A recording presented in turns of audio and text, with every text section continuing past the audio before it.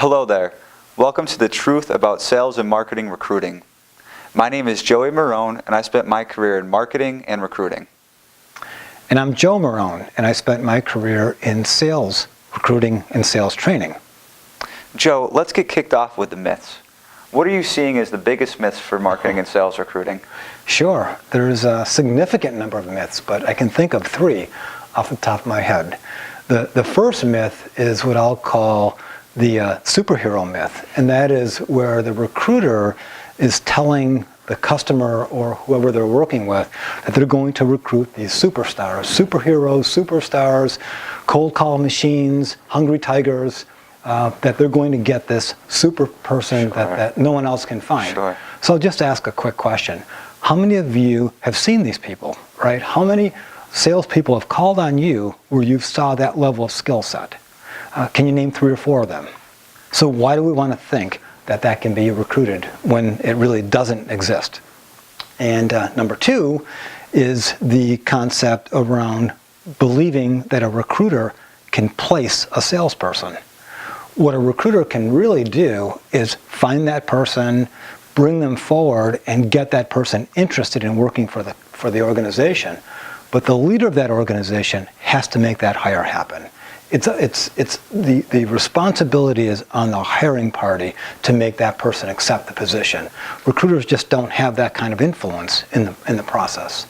And the third one is, and it's my greatest myth of all, the most interesting one, is thinking that a recruiting organization can guarantee the performance or that the person will even stay. Right? People stay and come to organizations based on the organization they're working for, not because of the recruiter. All right, so those are the myths. Let's move into the truths, Joe. Sure.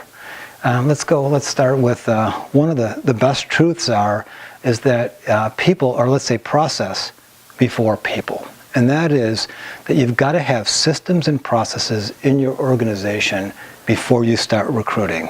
And that means that you've got to have a systemic approach of how you're going to sell, how you're going to market, the messages being used, how business cases are developed, how proposals are written, how proposals are presented.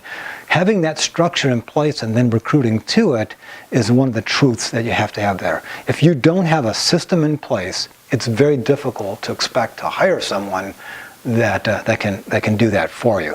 What are your thoughts on that, Joe? What have you seen? I agree. You know, coming from a marketing perspective, it really does come down to the process first. We try to plug in some individuals that claim to have, you know, this great list of contacts or a strategy to bring to the table that they haven't, that isn't necessarily consistent with what we see as the best in class for across the industries. So it's really about bringing that process first and then building that process into marketing and sales rather than trying to recruit to the individual. Sure. Yeah. So that's the first truth. The second truth is, once you understand what you're looking for, it's incumbent upon the hiring organization to describe why that person should come and work for you instead of where they're staying, where they're at today. So the idea is there charismatic leadership? Is there a growth plan? Is there greater good? What's happening in the organization that you want them to come to that's better than the organization that you're trying to recruit them from? We say growth and stability. How do you demonstrate that there's career growth and stability in the organization? What are your thoughts? Sure. I'd actually like to ask you a question regarding that. How do you turn that around, and what are you seeing as the first steps that the hiring committee has to do in order to get that kicked off?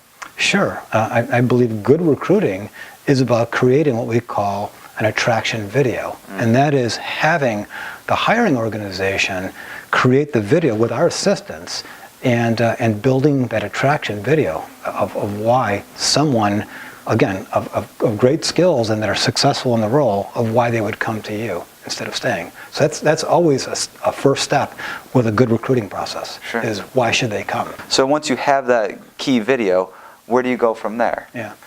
There's a difference between what I'll call reactive recruiting and proactive recruiting. Proactive recruiting is really about going to the target list of companies where these sales and marketing people are most likely to be employed, and one by one going down those organizations Sure. and headhunting and going in there to see and gauge interest and try to find successful people. Sure.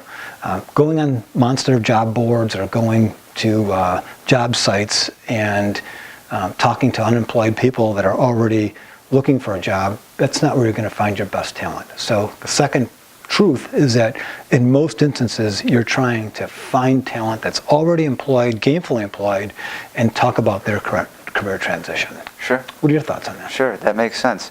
I definitely agree. And as we performed research, we've seen that many of the organizations out there that claim to be headhunter firms are actually not. So when you're evaluating your recruiting company, I suggest you ask those questions to make sure that they are actually headhunting out of the organizations and not just being a reactive recruiting team. Oh, that's great. And understand that not every person that you're going to recruit is going to have all of the skills. So using an evaluation tool to understand where their skills, where their strengths are, where their liabilities are, what gaps that need to be closed prior to hiring, and also just how to manage this person is an important piece. So using a third-party evaluation tool to understand how this person should be onboarded and evaluated is an important step also. And that's a key piece. Okay, Joe, let's talk about offer and acceptance. Once you've found that key person, then what do you do? Sure.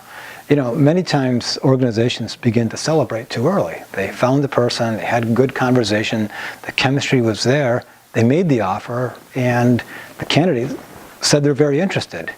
What they're forgetting is that the employer is most likely going to counteroffer, and also that candidate may have other offers from other competitors. So being able to understand how to manage what we call the counteroffer and put that process together is an important piece.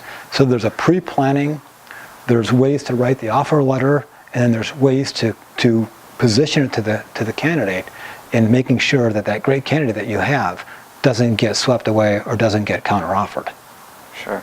And how much time there do you have, usually? A very short period of time. In sales and in recruiting, the idea is that time kills deals. Thank you for watching The Truth About Sales and Marketing Recruiting. If you have any questions or would like to learn more, please feel free to contact either one of us. Again, my name is Joey Morone, and you can reach me at 585-747-5639. And I'm Joe Morone, and you can reach me on 585-732-5666. Call or text. Would love to hear from you.